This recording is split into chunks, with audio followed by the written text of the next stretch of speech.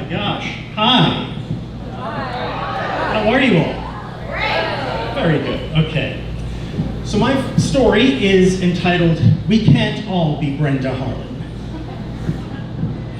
The greatest humiliation of my youth happened because of Brenda Harlin. Brenda Harlin was by far the coolest girl in Clara Macy Elementary. My worship began on the first day of 7th grade in Mr. Andreoni's homeroom. She was in the first seat of the first row, directly in front of her friend Gina Bustamante, not nearly as cool, but I digress.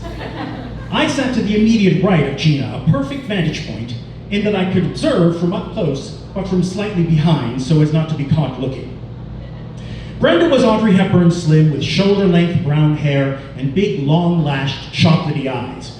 Her pale, creamy skin was completely free of the blemishes that had just started to pop up on other kids. And the only makeup she appeared to wear was a thin layer of delicate pencil on her eyebrows that accentuated rather than vulgarized. I'm talking to you, Gina Bustamante. Her wrists were the circumference of a medium carrot, and she covered them with bracelets hung with tiny charms that tinkled anytime she moved her white, dove-like hands. She was fucking perfect. I, on the other hand, wore too tight hand-me-down polo shirts that clung to my fat rolls and starched high-water pants held up by rainbow suspenders. I was a gay mess. But Brenda didn't see that. Not out of sympathy or any ability to see through to my essence, but because Brenda simply chose not to see anything that she found gross, and who can blame her? It's later in the year, and my Brenda mania has grown, and when she strolls into class wearing something that takes my breath away, a brand new skin-tight pair of designer jeans. Now this is 1981, and designer jeans are just starting to filter down into small-town America from fashionable New York City. They're all the rage, and I'm totally obsessed with them because I have seen all the commercials. And when Brenda walks in wearing a pair, I stop breathing, and I don't start again until geography. A few months later, I see Brenda, still in her sassy Sasson jeans, checking the area around her desk with a vaguely confused look on her face. Where's my pencil? I can't find my damn pencil. I spring into action. I stand up and stretch out my palm. Here, Brenda, I've an extra. She sits up, stiffens, and for a moment looks at my outstretched palm, unsure whether or not to take it, like a duchess being offered a free chili dog. Then she says, "Thank you," grabs it, and turns to face forward. I am quivering. Brenda Harlin has accepted my humble offering. I just know we are going to be the very, very best of friends. If only I could get rid of that sow Gina Bustamante. Smiling, I reach into my desk to grab my pencil box. I open it up and I realize that I do not, in fact, have an extra. I go to the front of the room to Mr. Andreoni and ask if I can borrow one. He searches through his drawers and says, "I don't think I have one." And before I can stop him, he says, "Does anyone have a pencil Teddy can borrow?" My cheeks go nuclear. I look at Brenda. She erupts in a shivery tween queen laugh. He just gave me his. I shrink, walk back to my desk, and retrieve my pencil from the hand of my now soon-to-be ex-best friend. Gina Bustamante giggles, but of course she would, that bitch. I knew in that moment that in order to win back her friendship, I would have to do something drastic. That day I walk home from school in a daze, playing the horrific pencil debacle over and over in my head. I get home and try to study for my English quiz, but all I can think of is Brenda in her perfect jeans. Brenda handing back my pencil. Brenda laughing. I glide into my sister Nancy's room, not unlike Sue Ellen from the popular CBS television drama Dallas. She's at her desk, flipping through the National Enquirer. I sit on her bed. I wish I had a pair of designer jeans. Why? I don't know, just because. She shrugs, closes her magazine, and heads for her dresser. She opens the bottom drawer. See if these fit. She tosses them and I catch them, eyes wide. I walk back into my room and check them out. They're definitely designer jeans.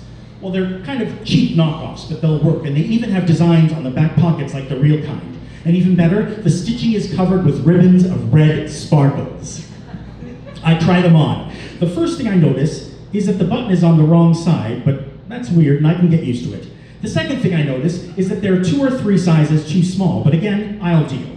I suck in my gut, and by some miracle I get them buttoned, even though the zipper seems to be hovering at half-mast. I take a deep breath, turn around, and look into the mirror behind my bedroom door. And they look amazing. Tomorrow can't come soon enough.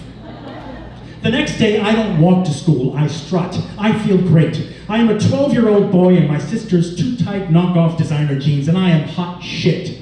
The sun glints off the red sparkles on my ass. I walk up the hill to the playground behind the school. The bell rings and the kids line up to go inside. My heart is racing. I head into homeroom. Brenda's already there, giggling and gossiping with Gina Bustamante. I strut to my desk as if it's just another day and I am not about to blow Brenda's mind. Gina's the first to notice what I'm wearing. She gasps. "That's right, Bustamante, I think. You're about to go down a few notches." But her gasp turns into a guffaw. Brenda turns from her friend to me, and her normally large eyes practically bulge out of her head. Her laughter joins Gina's, and it keeps building, and I begin pulling my head slowly into my shirt collar, like a tortoise. And things only get worse from there because our first class that day is gym. Now, back in the day in my elementary school, we didn't change into gym clothes, we just wore what we had on. I know, weird and gross. But we walk into the gymnasium and get in place for our warm-up. The gym teacher, Mr. Howarth, strolls in front to randomly pick out someone to lead that day's calisthenics. Does he randomly pick Jimmy Rudnick? No. Does he randomly pick Maureen McNeil? No. Does he randomly pick the queer boy in the skin-tight lady jeans? Why, yes, he does. I want to die. I want to run screaming. I pray to be struck down by a sudden crippling illness so that everyone will feel really, really bad for me. I walk towards the front, my humiliation growing with each step. We begin with jumping jacks. 1, 2, 3, 4. My little boy muffin top is spilling over like lava from a volcano. Suddenly I feel my zipper slowly sliding downwards. I stop mid-jump, pull it up, and continue. 8, 9, 10, 11, and my zipper goes down again, and this time it's down for the count, and it's not going back up no matter how hard I pray or how desperately I pull. By this time, the whole class is roaring. The laughter bounces off the gymnasium and echoes up to the rafters. And the one laughing hardest is Brenda, her bracelets tinkling as she points her perfect hands toward me, fat, sweating, and mortified, my face as scarlet as the sparkles on my butt cheeks. Looking back, I realized that this desperate bid for acceptance was a template for me, one that I would recreate in one way or another throughout my school years and beyond, and acting out on some deep-seated belief that I wasn't enough just as I was, that if I changed my clothes, my hair, my body, maybe they'd like me, and I'd be okay. Always looking out there for approval. Approval from the ones who seem to have it all figured out, the perfect ones with perfect bodies, perfect clothes, perfect lives, who never ever feel scared or lonely or lost. I know one day I'll have finally said goodbye to those cool kid demons.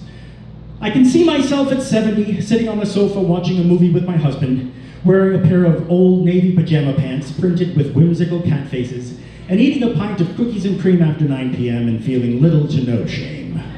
I'll smile and think of brown-eyed Brenda Harlin, somewhere out there, beautiful in a different way, listening to her grandkids tell her what their day at school was like, detailing all the ups and downs, the golden triumphs that will shine always, the unbearable heartbreaks that will hurt forever and ever. And maybe she'll be smiling too. As for Gina Bustamante, may she burn in hell. Thank you.